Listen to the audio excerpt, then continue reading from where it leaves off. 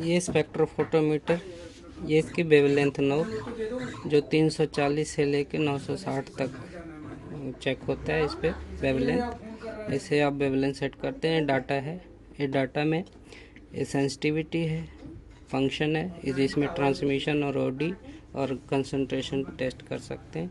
ये सेट 0 का नॉब है, सेट कंसंट्रेशन है, ये फाइन और कोर्स के नॉब कैलिब्रेट के लिए है। ठीक है, अब ये जो सेट 0 का नॉब है, इससे हम ये ट्यूब होल्डर के अंदर ये ब्लैक ट्यूब डली हुई है, इस ब्लैक ट्यूब को पहले डालना है, उसके बाद सेट 0 से सेट कर देना है। अब डिपेंड करता है कि आप कौन से वेवलेंथ पे चेक कर सकते हैं या करते हैं, या कौन सा सॉल्यूशन आप चेक कर रहे हैं। मान लीजिए हम यहाँ 500 की वेवलेंथ पर चेक करना चाहते हैं, तो 500 हमने सेट कर दिया है। ये सेट 0 है, सेंसिटिविटी फर्स्ट पर है, इसको हमने निकाला ब्लैंक ट्यूब को और यहाँ रख दिया। ये हमारे पास डबल डिस्टिल्ड वाटर है। आप देखेंगे ट्यूब एक साइड से ट्रांसपेरेंट है, दूसरी साइड से थोड़ी सी ब्लर है, और इसमें एक पॉइंट बना होता है। यहाँ देखेंगे तो जी लिखा हुआ आपको दिखेगा। तो हमेशा इस जी लिखे हुए पॉइंट्स को एक साइड में रखना है, चाहे लेफ़्ट साइड रखिए चाहे राइट साइड रखिए, और ट्यूब हमेशा ऐसे जाएगी, इंसर्ट होगी। तो ये हमने डाल दिया डबल डिस्टिल्ड वाटर इस ट्यूब के अंदर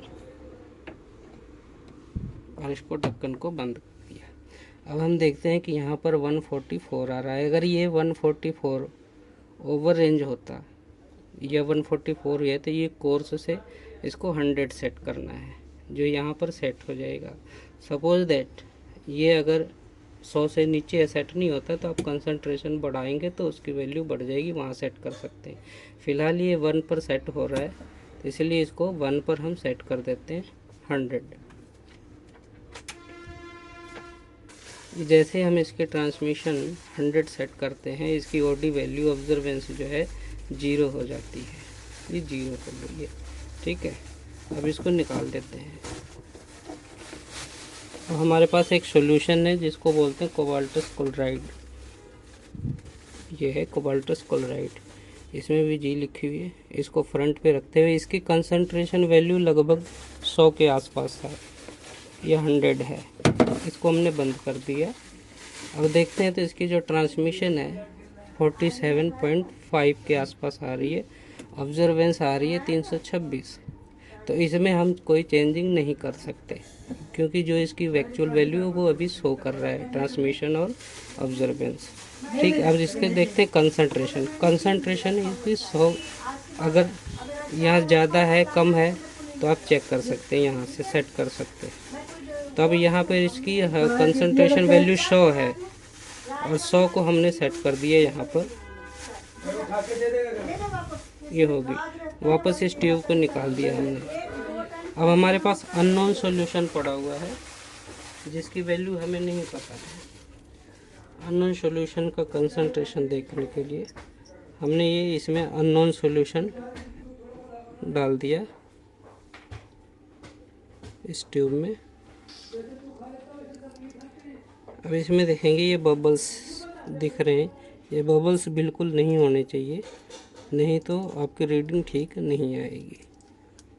इस बबल्स को हमने निकाल दिया। अब वापस इसको डाल दिया हमने। अब यहाँ देखेंगे हम तो ट्रांसमिशन जो पहले 49 पॉइंट समथिंग थी या 47 पॉइंट थी, लगभग 48 के आसपास, और उसकी जो ओडी वैल्यू थी वो 300 कुछ थी। तो अभी इसकी ट्रांसमिशन 24.3 आ गई है, मतलब उससे 50% कम हो गया है।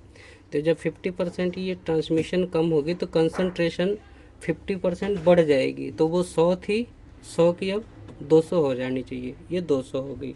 तो इस प्रकार से ये टेस्ट करते हैं।